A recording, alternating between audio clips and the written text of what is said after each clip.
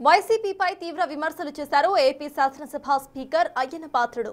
అసెంబ్లీకి రాకుండా ప్రజా తీర్పును విమర్శిస్తున్నారని ఫైర్ అయ్యారు. ఉద్యోగం చేయకుండా ఉద్యోగులకు జీతం ఇస్తారా అని ఆయన ప్రశ్నించారు.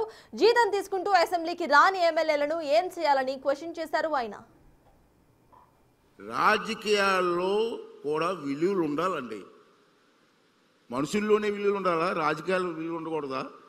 రాజకీయాలు కూడా విలువలు ఉండాలా? సరే, ప్రజలు ఎవరిని ఎన్నుకుంటారు. కొంతమందిని అధికార పార్టీలు ఎన్నుకుంటారు, కొంతమందిని అపోజిషన్ పార్టీలు ఎన్నుకుంటారు. కానీ అందరం కూడా రాష్ట్రం కోసం పనిచేయాల. అపోజిషన్ పార్టీ అయినా లేకపోతే గవర్నమెంట్ పక్షం ఉన్న పార్టీ అయినా ఏదైనా మన రాష్ట్రం ఒకటే, మన రాష్ట్రం, మన ఊరు, దానికోసం ఆలోచించాలి. ప్రభుత్వం ఒక మంచి పనులు చేస్తున్నప్పుడు, మంచి అని తెలిసినప్పుడు ప్రతిపక్షం కూడా దానికి ఓటేయాల, దాన్ని ఆమోదించాలా.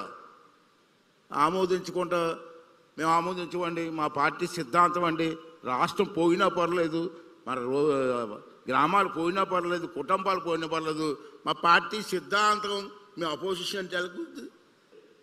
ఒక ఉద్యోగస్తుడు ఉద్యోగం చేస్తూ ఉంటాడు. ఉద్యోగం సరిగ్గా చేయకపోతే ప్రభుత్వం ఏం చేస్తుందండి? జాబ్ తీసేస్తారు కదా, శాలరీ ఉండదు, జాబ్ ఉండదు. మరి మీ అసెంబ్లీకి రాకుండా మీ అసెంబ్లీకి రావని ఇంట్లో కూర్చుంటే మరి ప్రజలు వాళ్ళని ఏం చేయాలండి? ఒక ఉద్యోగస్తులు ఉద్యోగం పోతే జీతం ఇస్తారా?